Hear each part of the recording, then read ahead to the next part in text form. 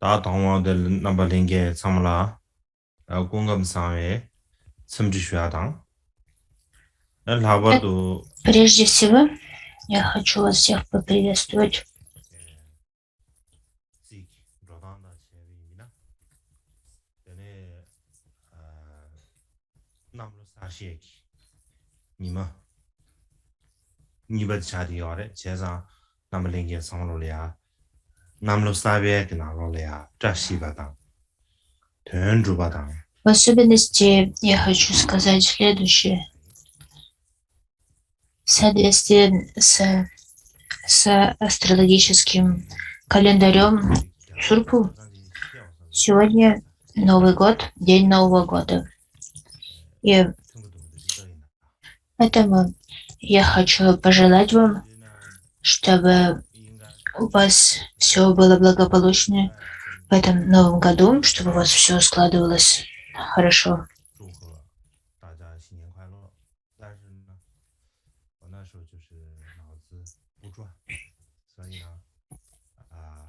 Я хотел также сказать пару слов по-китайски. Позвольте мне сказать пару слов на китайском.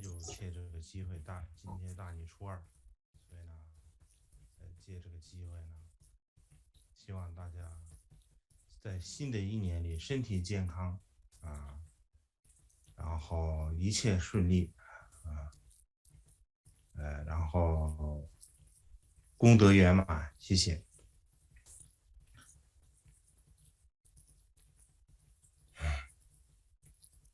那说他的呢，他这里告诉爸爸的了呀，别看成跟讲的呀，什么特殊什么了呗。大抵我就需要用的。Так, сегодня 7-й день учения, и мы продолжим обсуждать нашу тему распространения учения Читаматры. И наше сегодняшнее, на что мы обратим внимание сегодня, это то, как Читаматра распространилась в Тибете.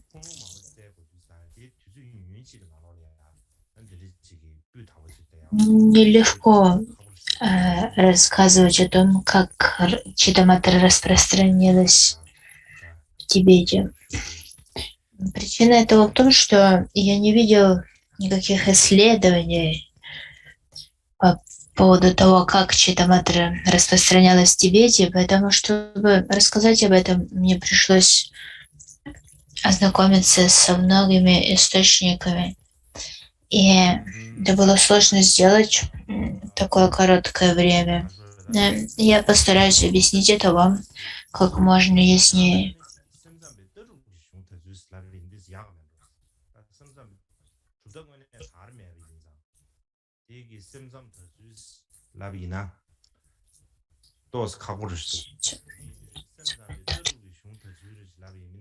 Ну, в общем, мы можем сказать, если мы зададимся вопросом о том, как Читаматра распространилась в Тибете, то, я думаю, проще будет объяснить, как распространились трактаты Читаматры в Тибете. Почему? Потому что сама школа в Читаматре в Тибете не распространилась, распространились лишь трактаты Читаматры. И поэтому я расскажу о том, как трактаты Читаматры попали в Тибет, как они распространились, и все 5 тем. Первое, как трактаты Читаматры были переведены на тибетский. Второе – это причина, по которой сама школа Читаматры не распространилась в Тибете. Третье – это причина, по которой почему Васубанду и Асанга – это мастеры Читаматры. Четвертое – это различные объяснения Читаматры в Тибете. И пятое – это являются ли трактаты, чем являются 5 трактатов Майтрея. И, возможно, будет сложно охватить все эти темы сегодня, Поэтому сегодня мы начнем, и завтра будет выходной, и послезавтра мы закончим говорить о том, о чем мы не успеем поговорить сегодня. Первое, когда мы говорим о том, как трактаты Читаматры распространились в Тибете,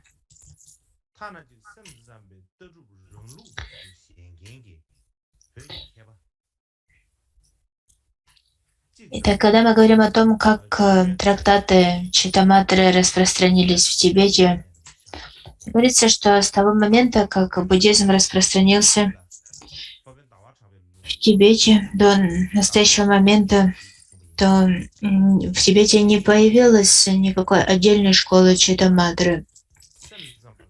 И я сомневаюсь, что есть хоть один тибетский мастер, который считал Читаматру своей основной философской позицией. Дело в том, что с самого начала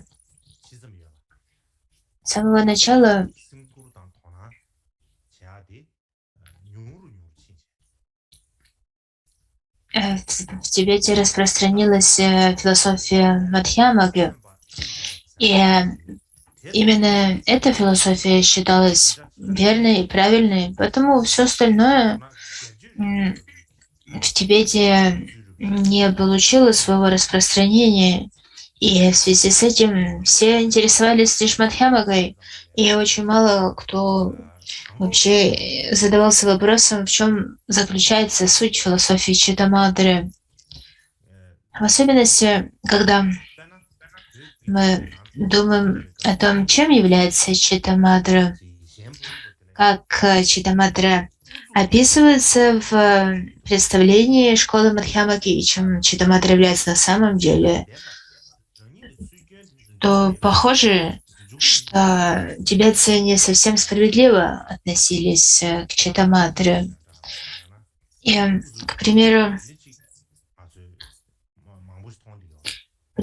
когда мы смотрим на диспуты в тибетской традиции, то вся суть таких диспутов в том, чтобы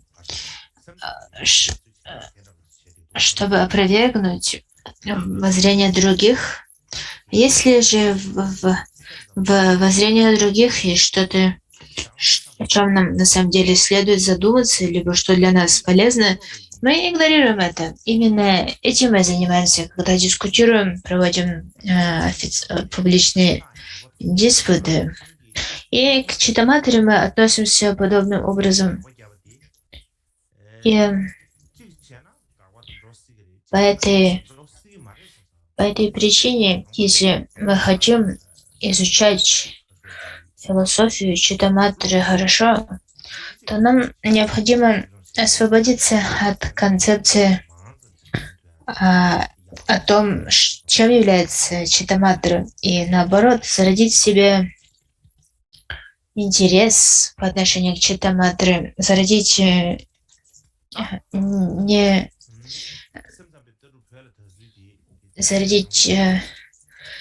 непредвзятую позицию в отношении Читаматры. Лишь благодаря такой непредвзятости мы сможем понять, чем является Читаматра.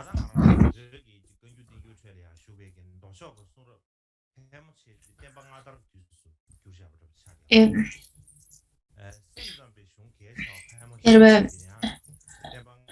первый раз, когда первое распространение философии Читаматры в Тибете произошло во время первого распространения Дharma в Тибете. То есть Дharma распространилась в два периода, и Читаматры, главные трактаты Читаматры были распространены, переведены на тибетский, получили распространение в первый период распространения, в имперский период. Если также мы посмотрим на исторические свидетельства того времени, то мы увидим, что основная часть философии, которая распространялась, это философия Мадхьямаги. Однако, если мы взглянем на каталоги, имперские каталоги всего, что было переведено на тибетский, то в этих каталогах мы увидим, что трактаты Читаматры переводились точно так же, как трактаты Мадхьямаки, то есть они получили свою долю внимания. И если мы захотим периодизировать перевод трактатов Читаматры, то так же, как и любой перевод Дхармы на тибетский, такие переводы делятся на ранние переводы и поздние переводы. И откуда мы знаем о том, что было переведено в первый период? Это каталоги. Это каталог Пантангма, Денкарма и Чимпума. Это 3 каталога, которые были составлены при императорском дворце в Тибете, и в них регистрировалось все, что было переведено. И 3-й каталог Чимпума не сохранился, но первые 2, Пантангма и Денкарма, они сохранились, и мы можем видеть и изучать их сегодня. Бетон Ринпоче, а также Паво Цуклак Джамво и другие утверждают, что именно каталог Денкарма является самым ранним.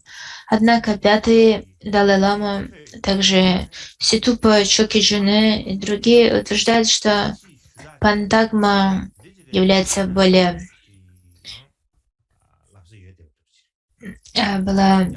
раньше, чем Денкарма, что Пантагма — это самый старый каталог.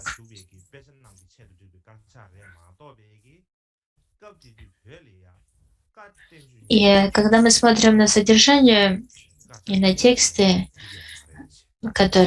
содержание Денкармы и Пантагмы, то похоже, что Денкарма была создана позже. Однако в Пантагме есть упоминание о правлении Три Ралпачена, но в основном переводы, более поздние переводы, которые были сделаны во время правления Три Ралпачена, они не включены в Пантагму. И поэтому, если мы... Однако все, что содержится в Пантагме, также содержится в Денкарме. И поэтому на основе сравнительного анализа этих 2 каталогов мы можем увидеть, что в Пантагме лишь содержатся коренные тексты и лишь немного, всего 1 или 2 комментария к этим трактатам Читаматры. Тогда как в Денкарме мы видим многие комментарии и на Читаматру, и многие из этих текстов не упомянуты в Пантагме. И о чем это свидетельствует? О том, что с самого начала тибетские лацавы посвящали все свои усилия переводу трактатов Мадхьямаки и комментариев на эти трактаты. И затем они также посвятили себе переводу трактатов и комментариев на трактаты Читаматры. И самые важные трактаты Читаматры были переведены уже в имперский период, первый период распространения Дхармы. И в поздний период, в основном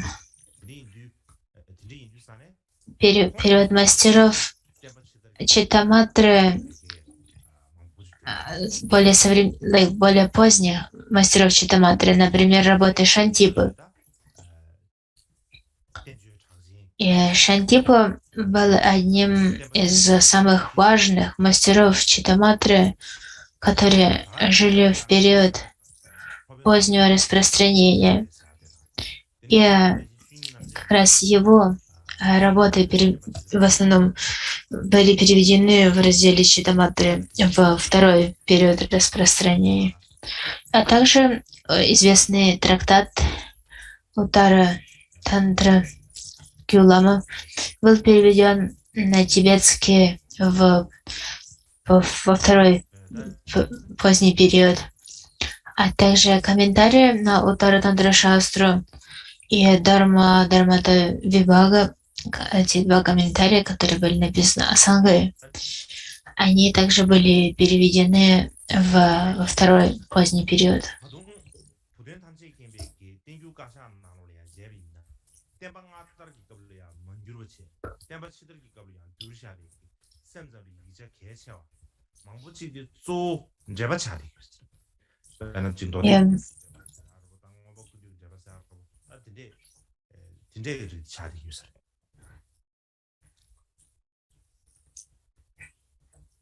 И описание и классификация этих трактатов как 5 дарм Майтрея, 5 трактатов Майтрея, похоже, эта идея возникла во второй период распространения, поздний период распространения.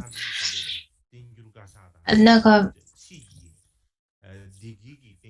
если мы также посмотрим на каталог Тенгюра, каталог всех шастр, который был создан Бютоном Ринчендрупом, то мы увидим, что самые важные трактаты Читамадры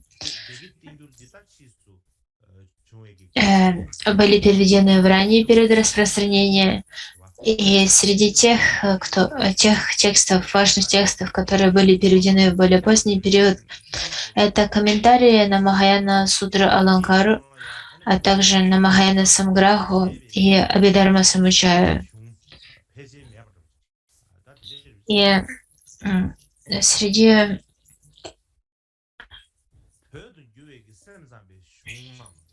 например, если мы взглянем на Кангюр Дерге, Кангюр Дерге, которые считаются одними из самыми полными изданиями, и со всех текстов, которые содержатся в Дерге Тангюре, все они также включены в каталог Бютона Ринчендрупа. И какие же трактаты Читаматры были переведены на тибетский? Прежде всего, это Дharma Майтрея, то есть трактаты Майтреи, в которых излагается либо воззрение Читаматры, либо воззрение Мадхьямаки. Затем это работа Асанги Васубануду, в которых излагается философия Читаматры. Второе — это работы по Брамане, авторство Дигнаги и Дharmakirti, и другие трактаты, в которых не излагается философия Читаматры. То есть воззрения, которые в них излагаются, это не воззрение Читаматры, но они были написаны мастерами Читаматры. Затем третье — это тексты по тайной мантре Ваджраяни, которые были написаны мастерами Читаматры, к примеру, Бхава Бадра и Шантипы. И затем четвертое — это комментарии на сутры, которые были написаны мастерами Читаматры, таких как Васубанду, Стирамати и другими. И мы можем видеть, что можно разделить все эти тексты, то есть, которые касаются исключительно Читаматры, на 3 группы. Именно таким образом их делить. Бютон Ринчендруп. Первая категория — это трактаты Майтрея, Йогачара Бхуми, а также так называемые 8 трактатов. Это трактаты Читаматры. А второе — это те трактаты, в которых излагается медитация, практика. Это прежде всего светоч медитации, медитативной концентрации, самденги, джума, асанги. Затем это введение в практику йоги, Налджарла Джупа Дигнаги. И это трактаты, в которых излагается медитация Читаматры. И затем третья группа — это трактаты, в которых излагается поведение. Это трактат о 20 обетах Чандрагомина и похожие работы мастеров Читаматры, в которых излагается поведение. Таковы три категории, в которые можно разделить на воззрение, медитацию и поведение Читаматры. Кроме того, комментарии на Самдинирмочана сутру, на Дашабумика сутру и Ваджрачедика сутру, Алмазную сутру. Это отдельный раздел комментарий на сутры. И в основном эти комментарии принадлежат школе Читаматры. И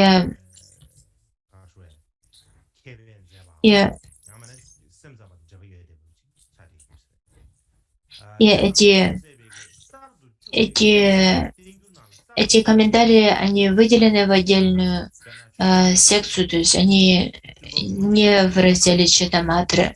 Это раздел, посвященный комментариям на сутры.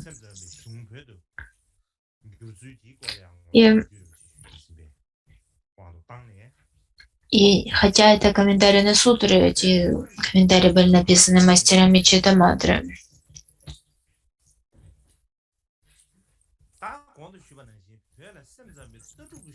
И кроме того, есть еще новые переводы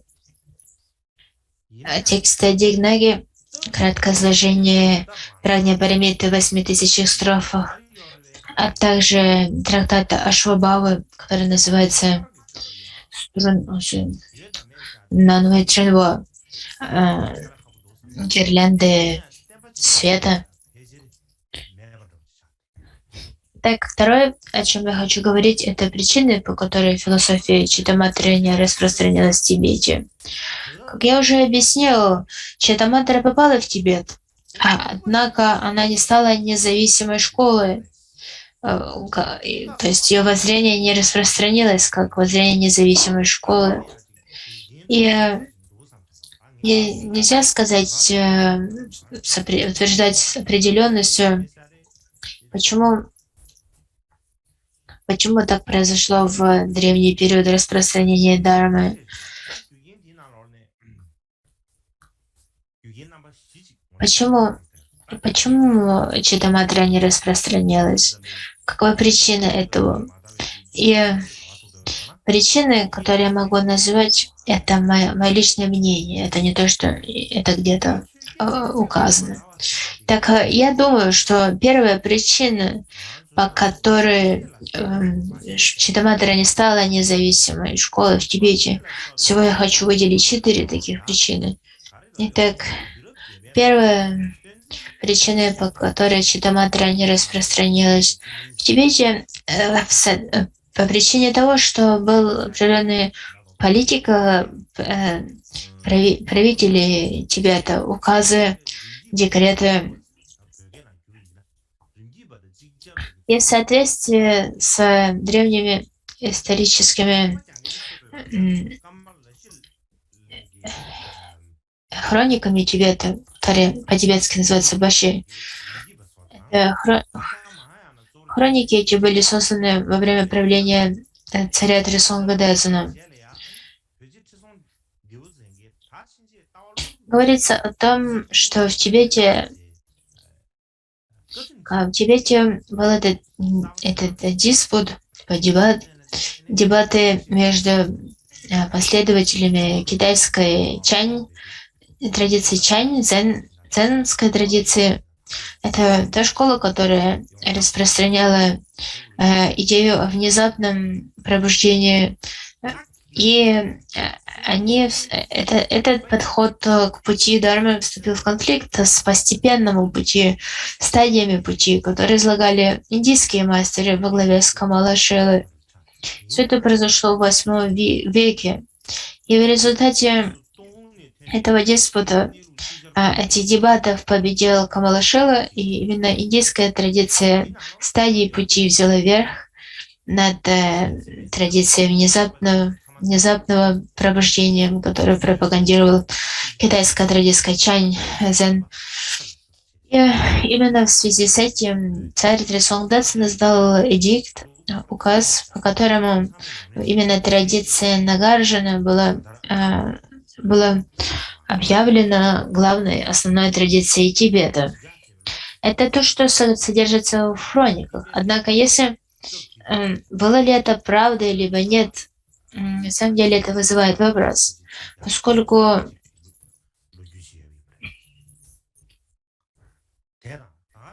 если мы взглянем на другие исторические свидетельства, так это то, что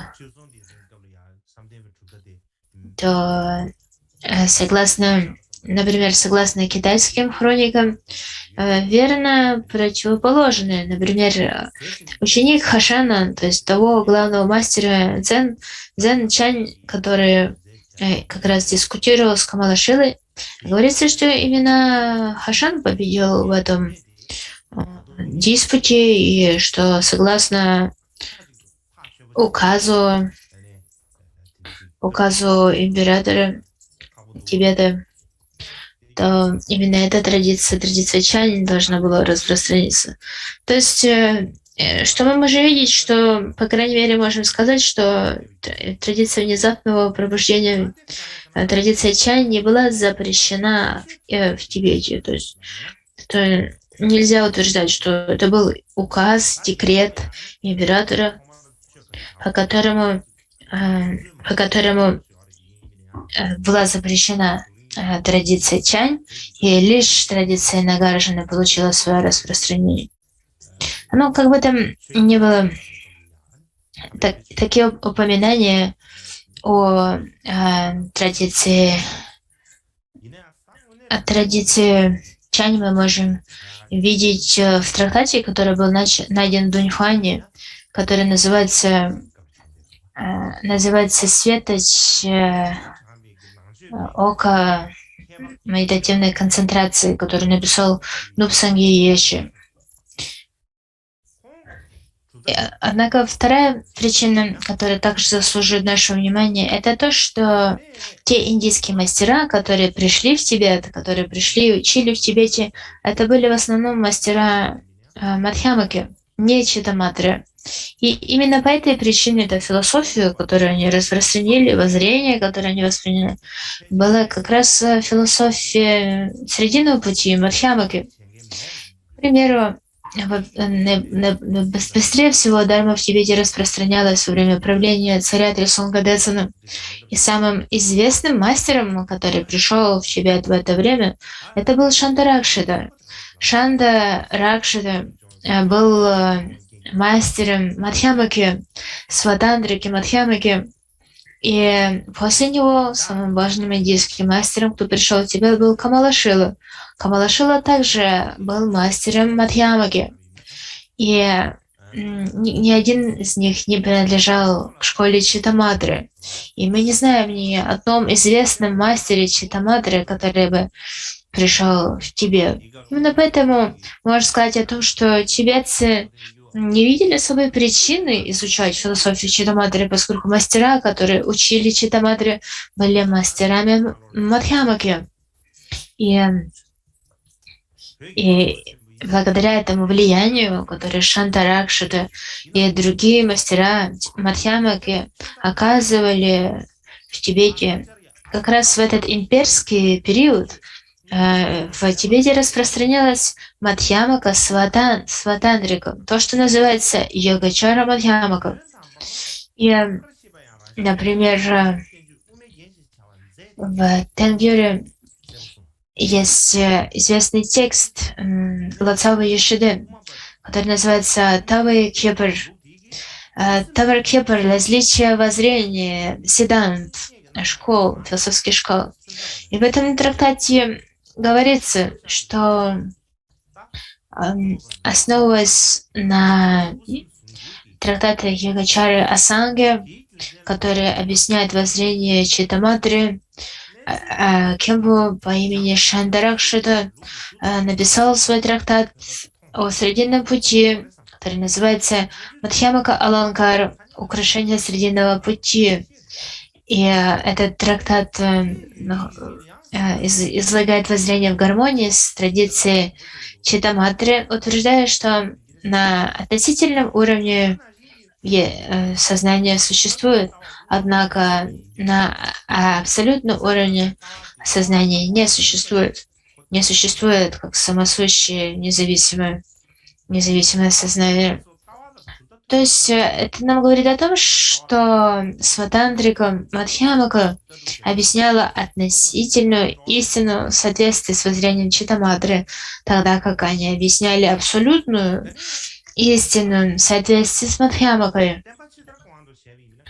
То есть, как презентовалось воззрение Читаматры, то, что Читаматра не является абсолютным воззрением, это не является наивысшим воззрением. Наивысшим воззрением является Мадхьямака. И поскольку это то, что тибетцев, то, чему тибетцев учили, они, соответственно, и не интересовались философией Читаматры, поскольку не считали эту философию высшим воззрением. И также во второй период распространения Дharмы, в поздний период распространения, самым влиятельным мастером, который пришел в Тибет, был мастер Атиша. Однако, в отличие от Шантаракшиты, Атиша наиболее почитал воззрение Прасангики Мадхьямаки, изложенное Чандракирти. И также в то время Лацава Панцеп перевел Мадхьямака Аватару, вхождение в Мадхьямаку мастера Чандракирти, а также автокомментарии Чандракирти на этот трактат. И с помощью, он взял этот Лацава Пацап, он перевел эти работы с помощью одного из самых выдающихся геше Кадампы того времени по имени Шанкшарау. И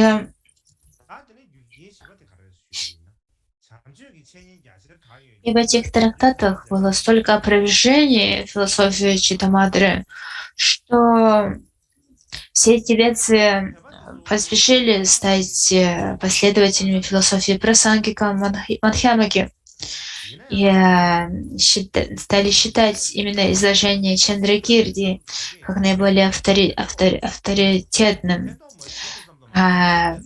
Читаматру с тех пор считали воззрением, которое не заслуживает большого влияния.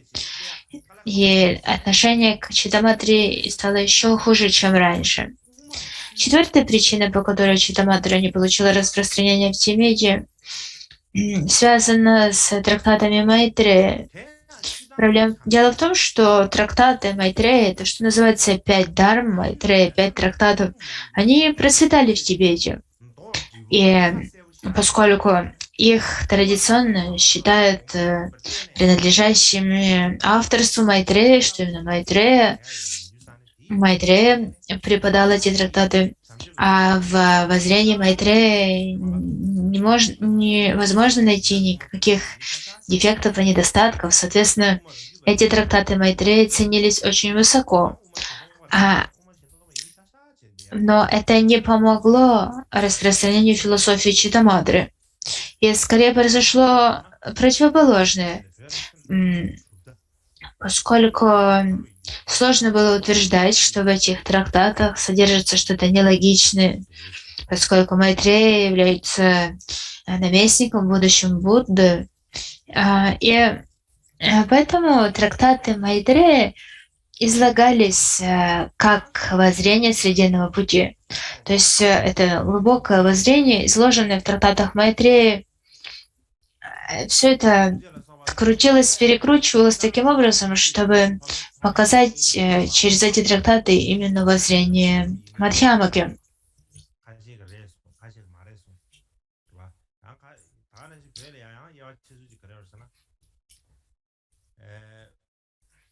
И третья Третье, о чем я хочу говорить сегодня, это причина, по которой Асанга и Васубанду являются мастерами Читаматры. В Тибете было много дебатов о том, является ли изложение Асанги и Васубанду философии Читаматры. Однако причина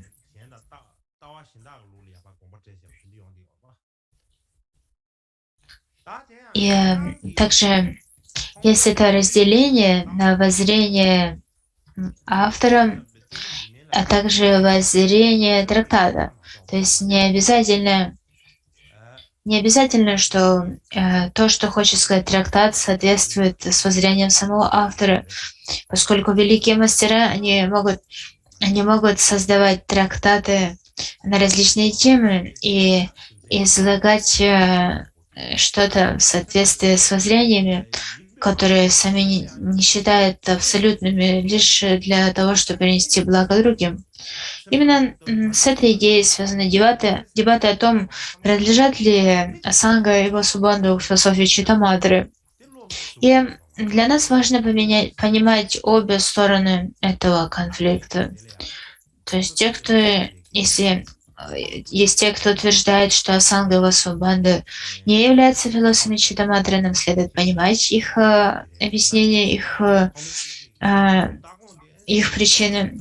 А также, нам следует понимать объяснение тех, кто считает, что Васубанду и Асанга являются мастерами Читаматры. То есть нам нужно сохранять непредвзятость и пытаться понять обе стороны. И на самом деле вопрос не является простым. Сложно утверждать с определенностью, являются ли сами мастера Асанги и Васубанду мастерами философии Читаматры. Однако причина, по которой их воззрение соответствует воззрению Читаматры, связана со следующим. В Индии, когда Бава Вивека и другие мастера Мадхьямаки, такие как Чандракирти, опровергали философию Читаматры, то в этих опровержениях они вспоминали о Асанге и Васубанду по имени. И, например, Чандракирти, он упоминает именно Васубанду, Дигнаги, Дharmapala и других мастеров Читаматры по имени в своем автокомментарии на Мадхьямака Аватару, утверждая, что эти вышеназванные мастера, они не реализовали, не познали воззрение Мадхьямаки Нагарджуна. Вторая причина заключается в том, что эти мастера Санга, Васубанду, Дигнага, другие, они были известны в Китае. Танг Сунцюань и другие мастера, китайские мастера, которые отправились в Индию, они поклонились линии передачи Васубанду. Они приняли эту философию Читаматры. Они принесли ее в Китай и они распространили воззрение Читаматры. И это была причина, по которой эта философия распространилась в Китае. А третье, это если мы взглянем на эти древние каталоги, о которых я уже упоминал, каталог Пантангма и каталог Данкарма, это каталоги со времен Тибетской империи, то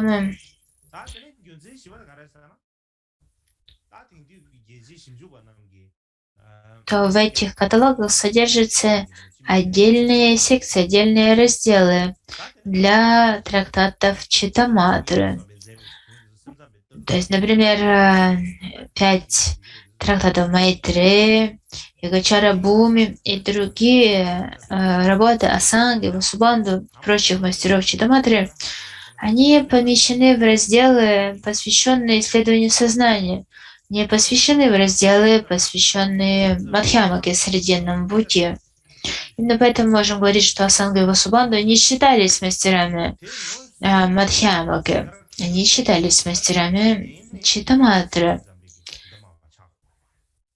И если мы хотим понять философию философию Читаматри, но прежде всего нужно определиться, а какие трактаты являются теми, что излагают философию Читаматри. То есть нам нужно определиться, а каковы источники Читаматры. И лишь определившись с источниками, мы сможем понять, в чем суть философии Читаматры. И когда мы, если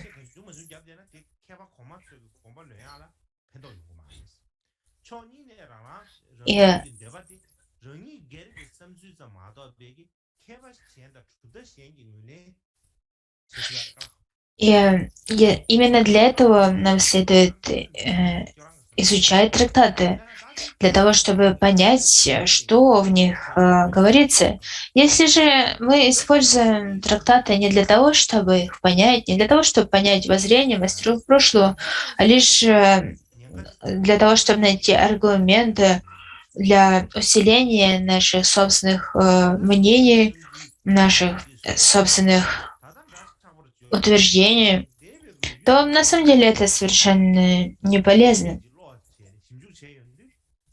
Что касается таких воззрений, то на самом деле наше мнение и предпочтения могут противоречить историческим фактам, историческим свидетельствам.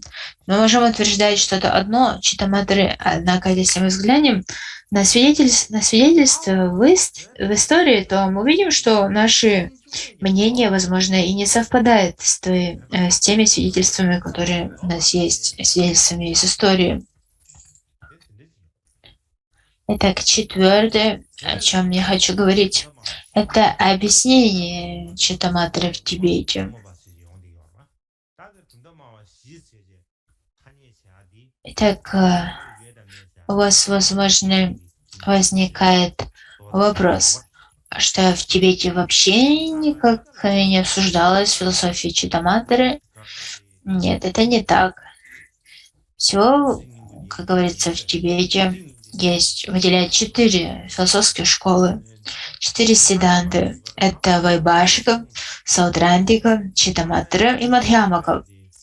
Считается, что это 4 независимые школы, которые были основаны в Индии.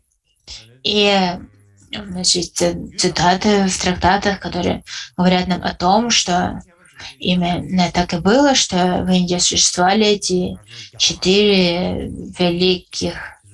великих философских школы. И так, например, говорится в Самучая Гьянагарбы и в других индийских трактатах. Даже говорится, что так говорит, именно это утверждается в изложении Хиваджра Тантры.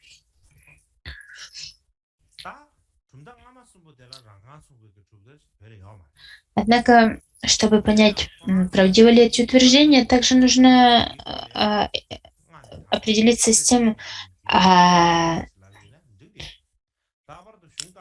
каковы даты создания этих текстов. Однако, как бы там ни было, в Тибете считается общепринятым подходом, который утверждает, что есть всего 4 школы: Вайбашика, Саудрантика, Читаматра и Мадхьямака. И из этих школ 3 первых не существовали как независимые школы. Лишь Мадхьямака в Тибете стала независимой школой. И все остальные школы, они изучались как традиции, как философские традиции, философские школы. Каждая из этих школ изучалась в отдельности. Они обсуждались с точки зрения их изложения основы, пути, плода каждой из 4 школ. И, к примеру, в украшении ясного познания Абхисамая Аланкара говорится о развлечении тех учений, которые требуют интерпретации, и те учения, которые считаются окончательными учениями, абсолютными учениями. В этом контексте объяснение и сложение Читаматры Мадхьямаки излагается очень детально. В особенности в контексте учения Праманы это дискуссия о том, что является достоверным и недостоверным, что является объектом познания. Эти дискуссии связаны с изложением Читаматры.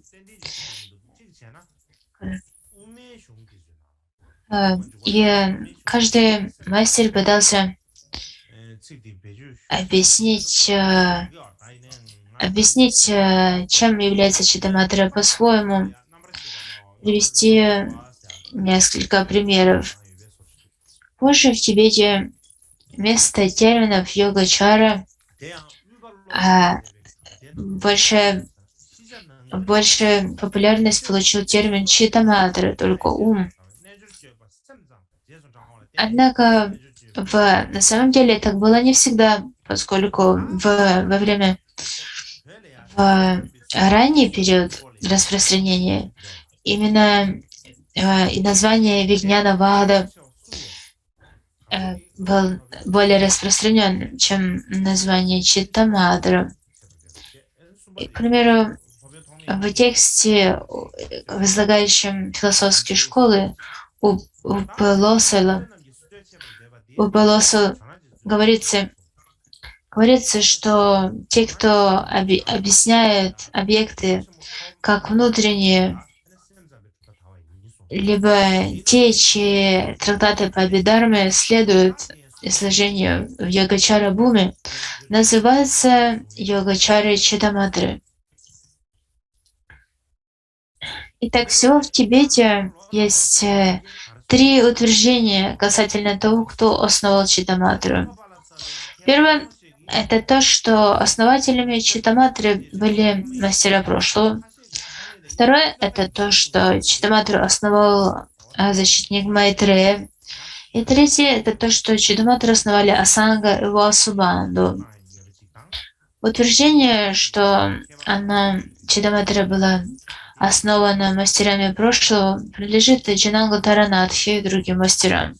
В истории Дхармы Таранатхи говорится, что когда Махаяна распространилась, то первыми мастерами были Нанда, Дампаде, Парамарда.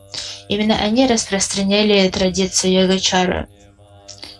И именно такие утверждения содержатся в истории Таранатхи. И на этом давайте сделаем перерыв.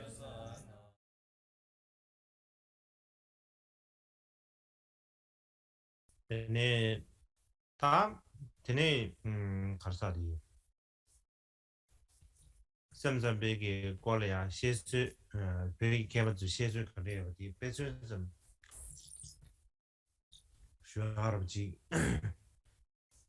배수좀 쉬하게 채시주지 쟤는 다디 나라는 되게 쉬는 신 샘자베 순제 그인 꼴이야 안 베기 개발주 시주미가 그래서 안 돼. 당연히 광주 쉬스면지. Так, следующее, о чем мы поговорим, это различие Читаматры на школу истинных аспектарианцев и ложных аспектарианцев.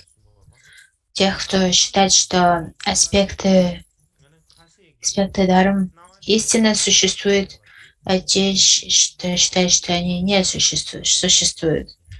Я хочу привести примеры различные позиции тибетских мастеров по поводу их видения и изложения позиции мастеров Читаматры.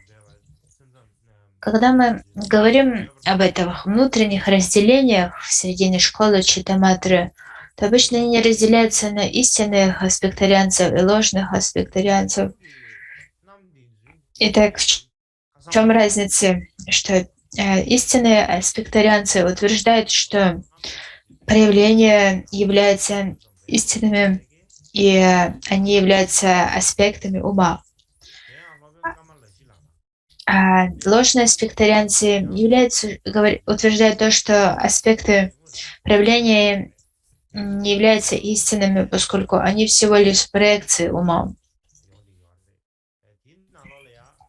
Как альтернатива этому также есть утверждение, что проявление — это относительные истины, они лишь проявляются относительным уровнем.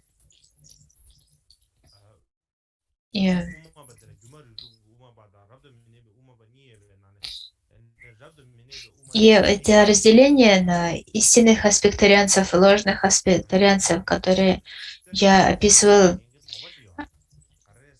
это разделение не проявляется в работах ранних мастеров, таких как Асанга и Васубанду. Но нельзя сказать, что это разделение совершенно не присутствует в Индии, поскольку, к примеру, оно присутствует в работах таких мастеров, как Кавалашила и Бодхибадра. Также в комментарии на Манджушри Нама Самгити, которая приписывается Чандрагоме, Чандрагоми употребляет термины как ложные аспектарианцы, истинные аспектарианцы. Однако этот текст, в общем, опровергает Читаматру и утверждает позиции срединного пути Мадхьямаки. И в паре иллюзорного и непребывающего, непребывающий считается как раз логичным.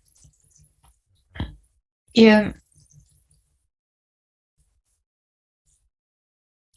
поэтому, в общем, когда мы пытаемся категоризировать философию Читаматры, то следует понимать, откуда берутся эти категории, были ли они в Индии, либо возникли они позже. И самые ранние упоминания, либо идентификация воззрения как истинного аспектарианства и ложного аспектарианства. Самое раннее упоминание об этом я видел в работах Джечи Кауэ. В этом тексте он говорит, что к школе истинных аспектарианцев принадлежали Дигнага, Дharmakirti, Дharмапала, Прагня Карагупта, Гняна Митра и остальные. Эти мастера утверждали существование 6 типов сознания, тогда как ложные аспектарианцы включали в себя Асангу, Васубанду, Шантипу, и они утверждали, что существует 8 типов сознания. Кроме того, в трактате Чамдана Рикрала по философским школам приводится цитата из Твимсатики, 20 строф Васубанду, а также в Як-Яюкти Васубанду, в котором показывается, демонстрируется, что как у Васубанду, так и Дharmakirti в изложении философского воззрения присутствуют аспекты позиции как истинных, так и ложных аспектарианцев. Кроме того, Такцанг Лацава пишет, что Асанга и его ученики не различали истинное аспектарианство и ложное аспектарианство. И, однако, их учение явно свидетельствует о принадлежности к ложному аспектарианству. А само разделение на ложное и истинное аспектарианство возникло позже.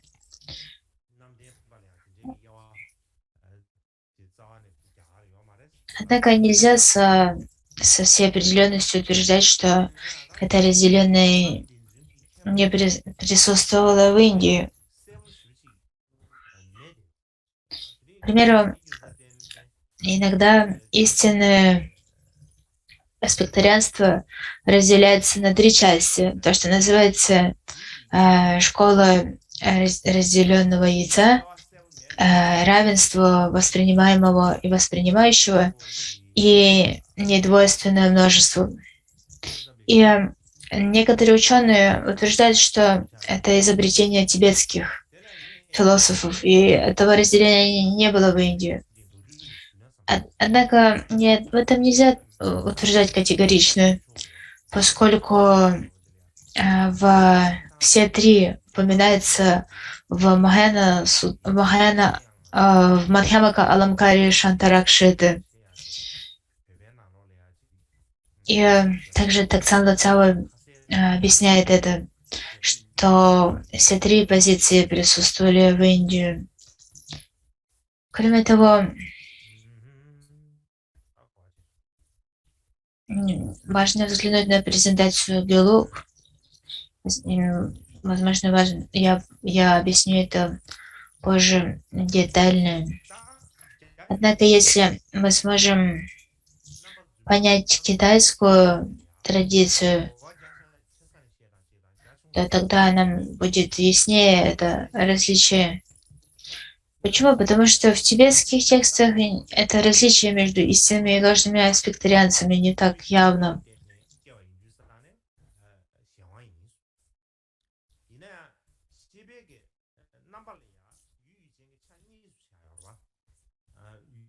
В китайской традиции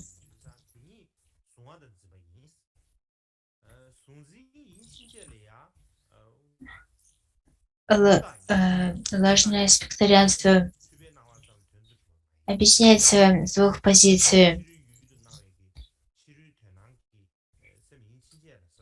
Говорится, что сознание возникает на основе сознания основы, и поэтому это зависимое сознание, зависимая природа. Именно это то, что разделяется на то, что воспринимает и воспринимающий. И это, поскольку оно не истина, это то, что называется воображаемая природа, это то, что составляет запутанность восприятия, запутанное осознание. Оно принадлежит восприятию, и то есть само восприятие, а также воспринимаемые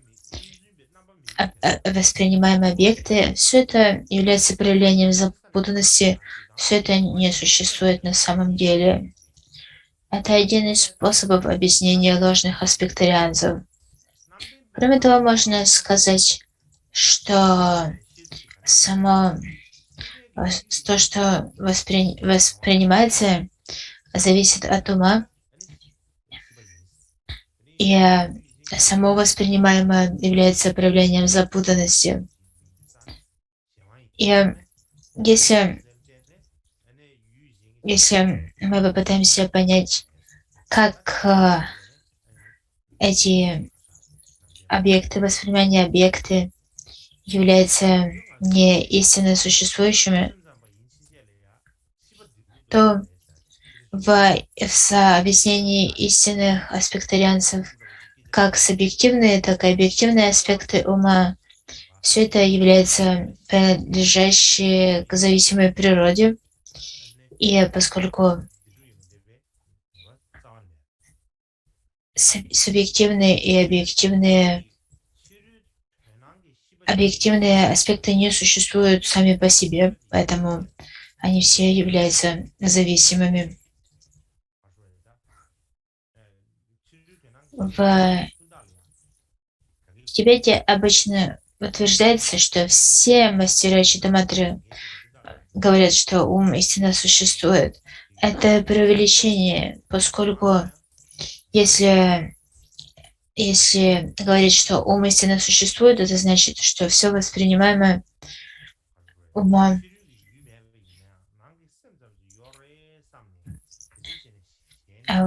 существует. Однако это не то, что утверждают все мастера Читаматры. поскольку в основном мастера Читаматры говорит, что все, что воспринимается, это все является воображаемым. И даже внутри ложных аспектарианцев есть разделение и на то, как утверждается существование внешнего ума и внутреннего ума. И например, в 30 строфах говорится, что если мы цепляемся за ум как истинный существующий, то мы не обретаем истинного воззрения. И это разделение на то, что ум существует, оно предназначено для людей с детским умом, то есть для детских существ. И поэтому мне кажется, что это объяснение на разделение на истинных аспектарианцев и ложных аспектарианцев в Китае более ясно.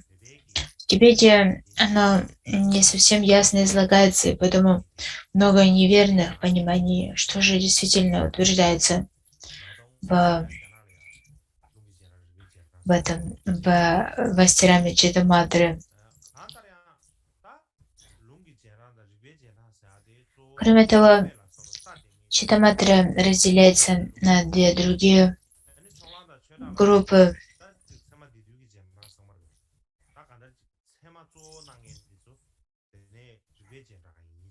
Это те, кто следует Писаниям, и те, кто следует обоснованиям. Однако в Китае такого разделения не ведется. Кажется, что это разделение, скорее всего, берет свое начало от Асанги, также Дигнагу Дharmakirti. То есть те, кто следует Писаниям, это Асанга, Васубанду, а те, кто следует логике, это Дигнага и Дharmakirti.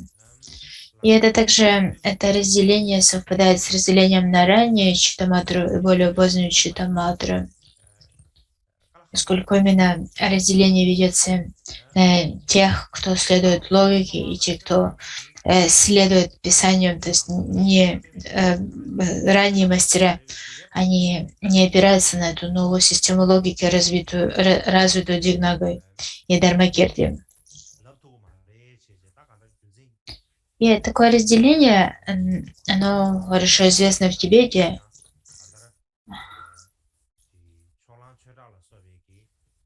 Однако в сутрах, в которых излагается Алая Вижняна, все эти сутры признаются как источники Читаматры. Однако в тех трактатах, например, в трактатах Дharmakirti и Дигнаги, мы можем не найти изложение Алая Вижняны. Однако это не означает, что сами Дигнага и Дharmakirti не признавали существование Алая Вижняны. Просто что концепция Алая Вижняны не соответствовала теме их трактатов, посвященных Брамане. Именно поэтому они не упоминали. Также в трактатах Дигнаги в объяснении Вимала Гупты говорится, что в этих комментариях очень явно описывается Алая Вижняна. И также сознание разделяется на созревающее сознание, основы. Кроме того, в трактате Винита Девы, который является субкомментарием, подкомментарием на комментарий Стирамати на 30 строф Васубанги, упоминается сознание основы. Поэтому нельзя утверждать, что эти мастера не не соглашались, не разделяли концепцию существования Алла Вигняны.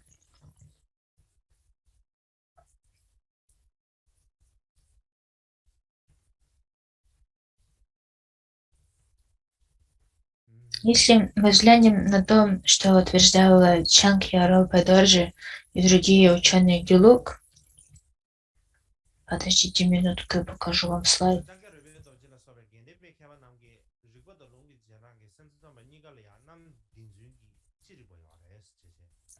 Итак, Чанкья Ролпа Доржи и другие ученые Гюлук утверждают, что как последователи Писания, так и последователи логики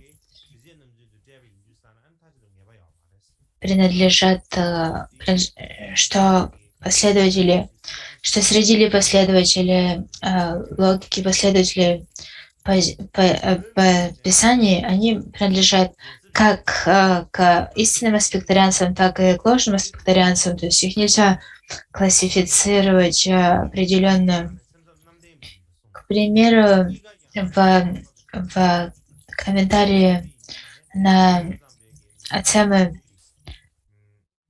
Праманы, комментарии по Прамане, которые приписываются мастерам Девендра Будди и Шакья Будди, говорится, что истинные аспектарианцы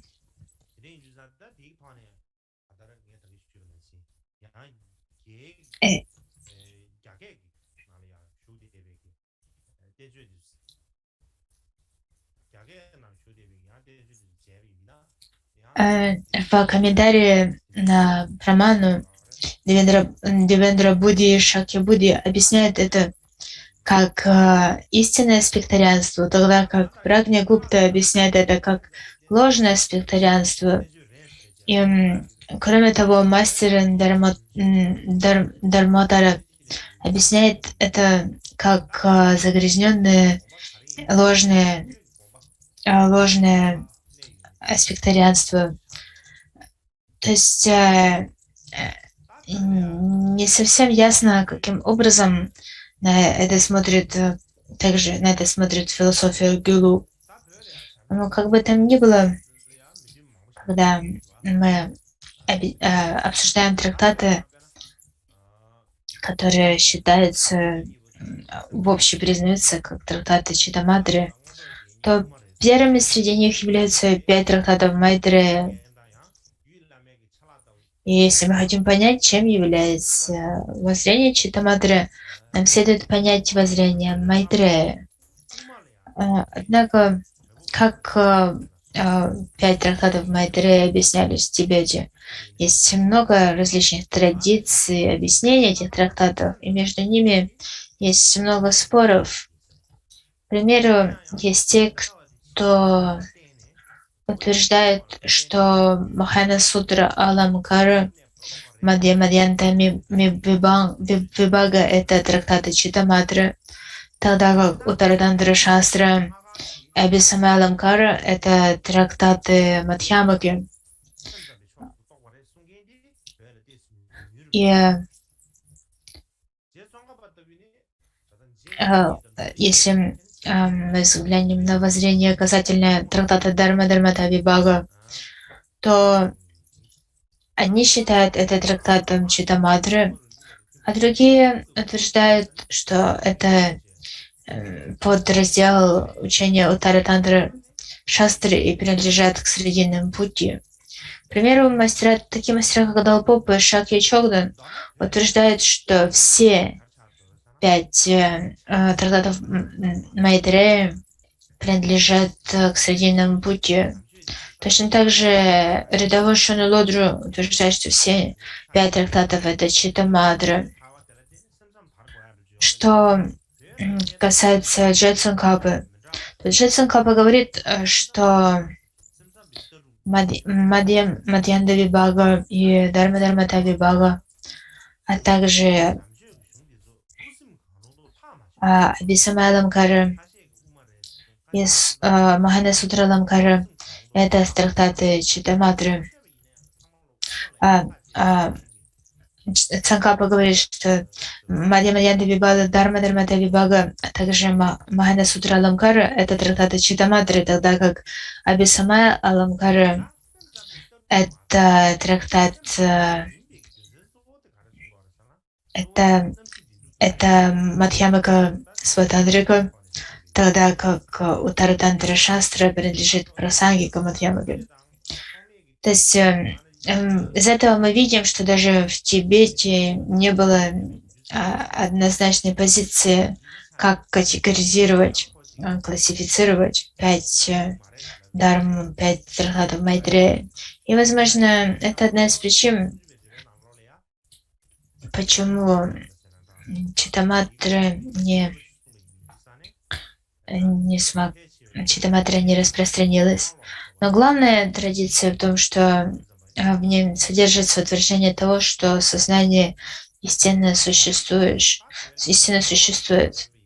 Однако в Махана Сутра Аламгаре, также Мадья Мадьянта Вибаге, Махана Санграхи, Асанге нет четких утверждений о том, что сознание существует. Однако в комментарии Стирамати на 30 строф очень ясно утверждается, что сознание существует. И именно это утверждается в трактатах Стирамати, Девендра Будди. И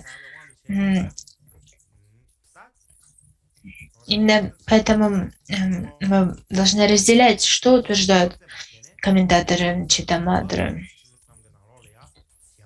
Кроме того, когда мы говорим о зависимой природе и о том, существует ли зависимая природа истины, либо не существует, то Джай Цанкапа говорит, что Читаматра утверждает, что зависимая природа истины существует.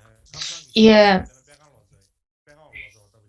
поэтому таким образом в школе Читаматри, в том, что касается абсолютного существования, выделяются две традиции.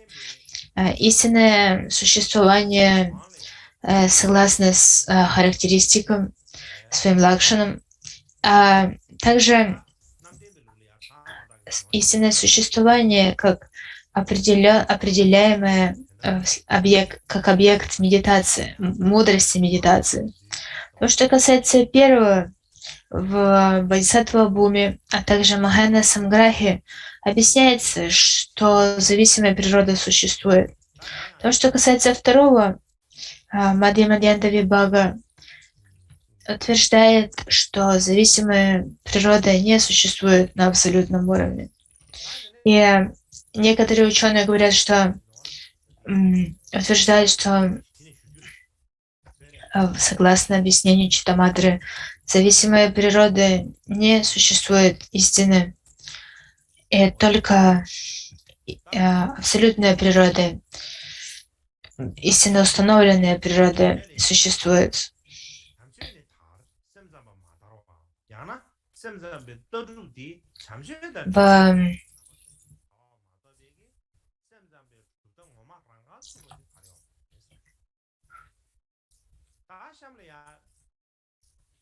И следующее.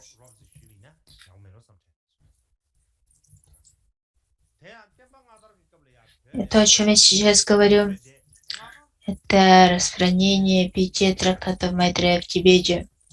И, как я уже говорил, сами трактаты попали в Тибет и распространились, однако философия Читаматры как отдельная школа не распространилась. И поэтому, возможно, следует говорить о том, как 5 дарм Майтрея, 5 трактатов Майтрея попали в Тибет. Говорится, что эти 5 трактатов попали в Тибет еще в период раннего распространения дармы в Тибете. Однако в то время они не назывались как 5 дар Майтрея, 5 трактатов Майтрея, они не считались чем-то неопровержимым. Они стали такими почитаемыми и начали считаться неопровержимыми именно в поздний период распространения Дharмы. Что такое 5 трактатов Майтрея? Это прежде всего Абхисамайя-Аламкара, украшение ясного сознавания. Затем это Махаяна Сутра Аламкара, украшение сутр. Третье – это Мадья-Мадьянда Вибхага, разделение середины и крайности. Четвертое – это Дharma-Dharmata Вибхага, различение истинной природы и явлений. И пятое – это Уттаратантра Шастра, либо Ратнаготра Вибхага. У этого трактата 2 названия. Третий, Карма Парамшундорджи, утверждал, что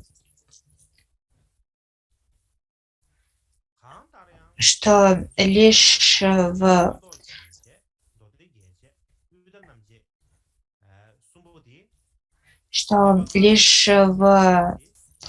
Абхисамайя Аламкаре это содержится в вступительной части, такие как выражение почтения, тогда как в Уттаратантре Шастре содержится посвящение.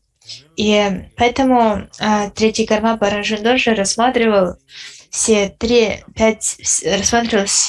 дар Майтрея как один текст, просто разделенный на 5 частей, первая из которых это Абхисамайя Аламкара, соответственно, в его начале содержится выражение почтения, и Уттаратантра Шастра как последний из этих 5, и поэтому в конце всего этого большого 5-частного трактата содержится посвящение. И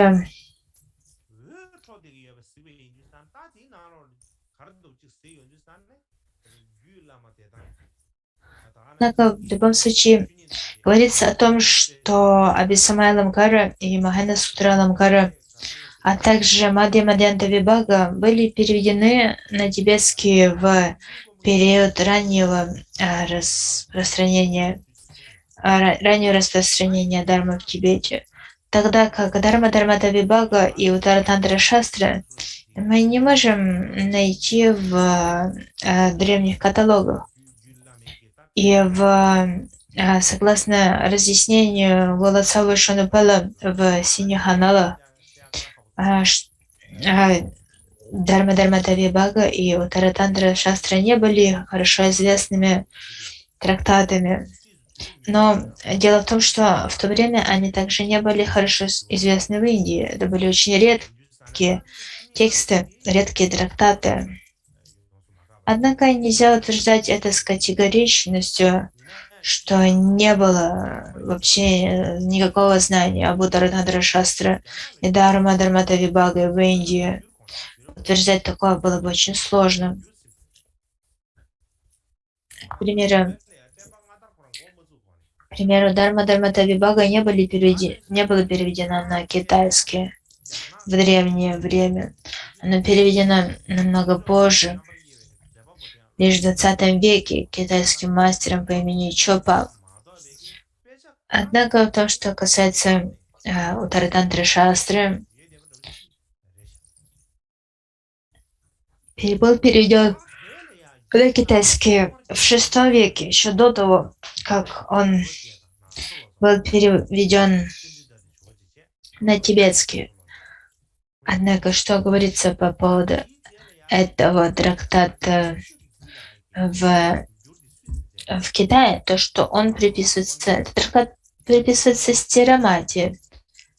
Но кроме как это авторство приписано другому мастеру Стирамати, а не Майтрею, сам текст Уттаратантра Шастры не отличается. Первый раз Уттаратантра Шастра была переведена на тибетской Атиши и Накцо Лацавой. И это был первый перевод, однако второй перевод, который стал самым распространенным, это перевод Ngok Лацавы Шуден Шираба. Однако Обычная история, либо традиционная история происхождения Таратантра Шастры. Это история, которая берет свое начало от Цанкавачи. Говорится, что это был мастер XI века, который учил всем 5 дармам Майтрея. И именно об этом, и именно этому объяснению, согласно этому объяснению, и это объяснение содержится в синих аналах, говорится о том, что Дharma Dharmata Vibhaga и Уттара Тантра Шастра, они были спрятаны как тайное сокровище и как дharma, и поэтому они были неизвестны. Однако затем Майтрея увидел золотой свет, который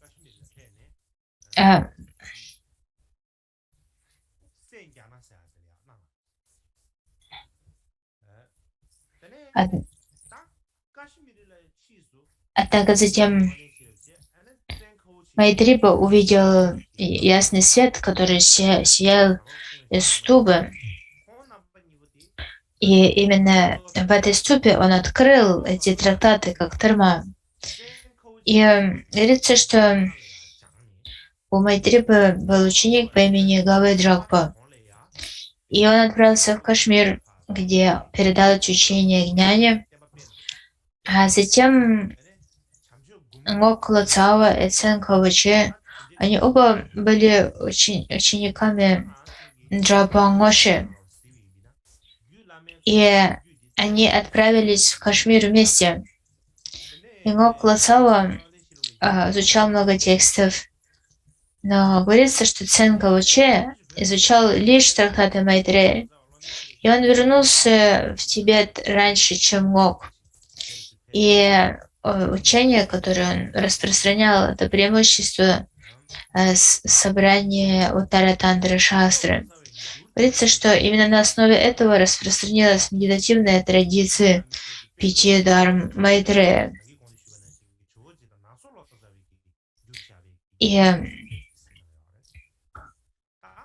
Однако в этой истории описывается, как эти учения попали к Цанмукавачи. Однако в них не описывается, как они попали к Ngoku Лоцаве. Однако именно Ngok Лоцава перевел Уттара Тантра Шастру и Дharma Dharmata Vibhaga. Однако до того, как Ngok вернулся в Тибет, мастера Кадамбы использовали первый перевод Ачиши и Наксоло Цао. Однако после того, как появился перевод Ngoku Лоцава, этот перевод стал более популярным, поскольку именно ему отдавали свои предпочтения большинство мастеров. И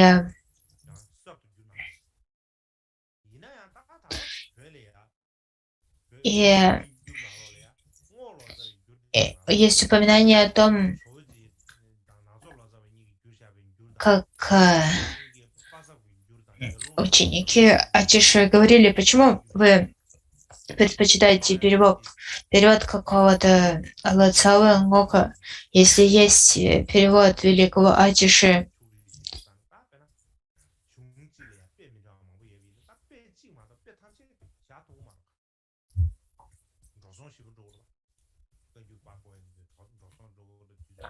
Однако, несмотря на это, именно перевод Ngoka Лоцавы стал самым популярным.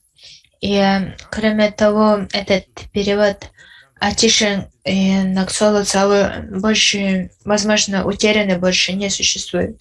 По крайней мере, сейчас он нам недоступен, поскольку когда создавался Тенгюр, если было несколько переводов одного текста, то в Тенгюр включался лишь один перевод, то есть не включались несколько переводов этого же текста. Сейчас, конечно, у нас другая ситуация. Любые тексты мы можем записать в компьютер, и нам нет нужды выбирать между текстами и переводами. Однако в прошлом это было не так. И им нужно было отдавать предпочтение.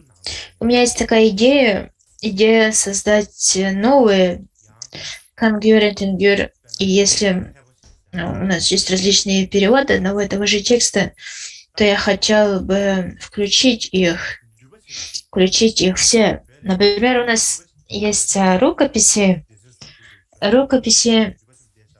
некоторых переводов, которые не включены в тенгюр. Я хотел бы включить их и таким образом создать полное издание тенгюра. Кроме того, в кангюре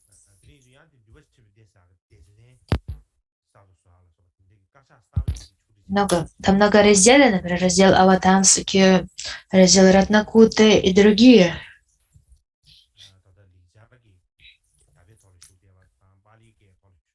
И есть и в разделе в раз- в- например, в разделе Аватамсаки есть сутры, которые переведены с китайского. И они включены в раздел Аватамсаки, однако они выделены отдельно.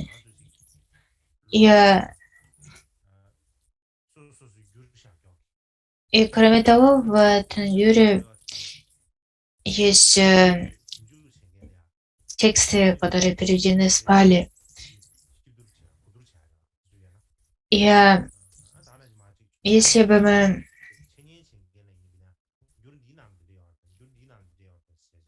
я бы хотел перевести другие тексты палийской традиции на тибетский, для того, чтобы создать более полный хангюр слов Будды, собрание слов Будды. И почему я хочу включить в этот новый тенгюр различные переводы? Почему? Потому что это большое значение имеет для ученых. Ученые могут сравнивать версии переводов и в результате получать более полную картину.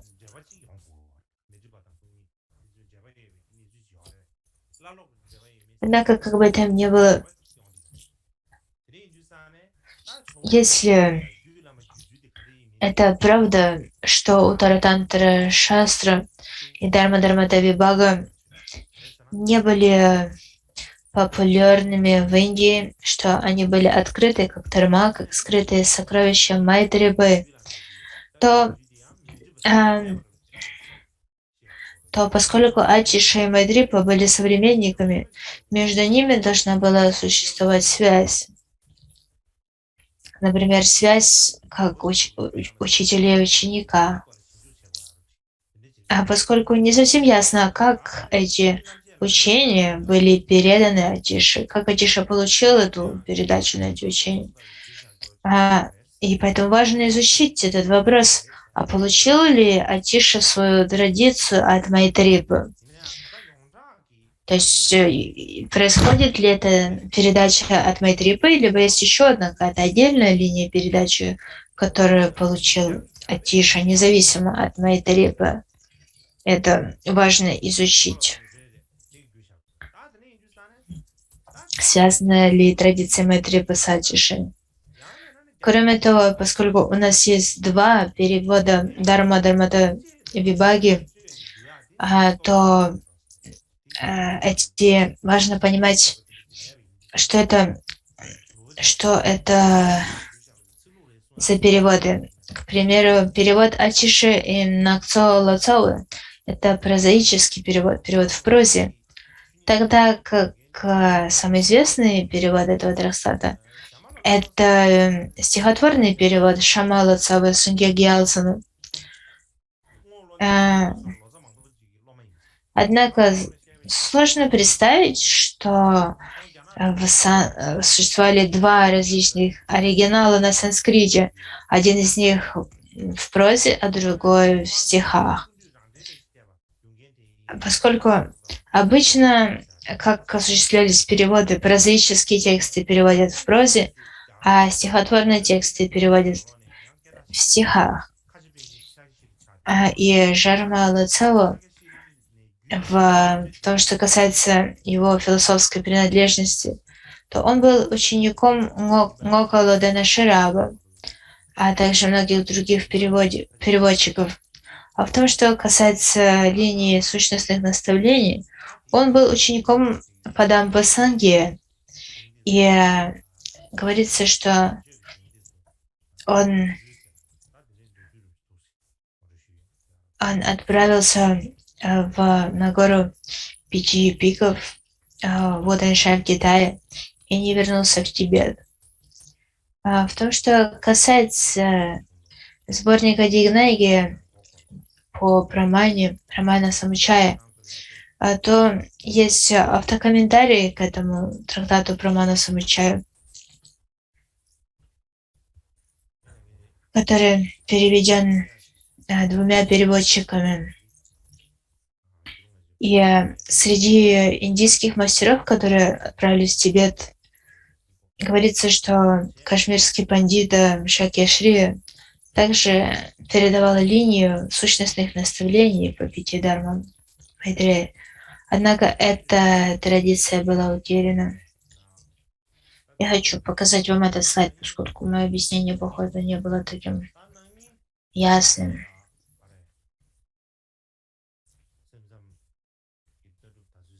Это то, что касается ранней и поздней передачи пяти дарм Майтрея.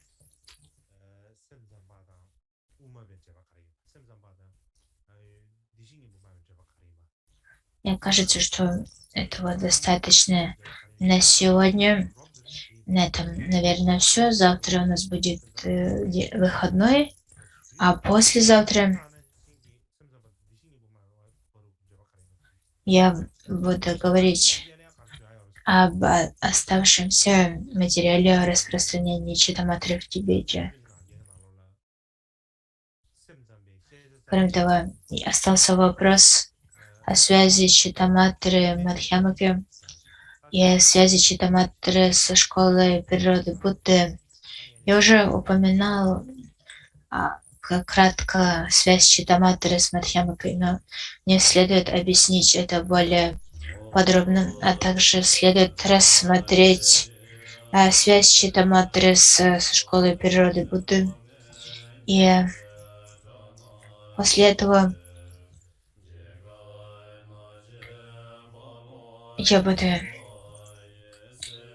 я хочу говорить о 6 трактатах и комментариях на эти трактаты на китайский. Итак, на этом все. Давайте посвятим заслугу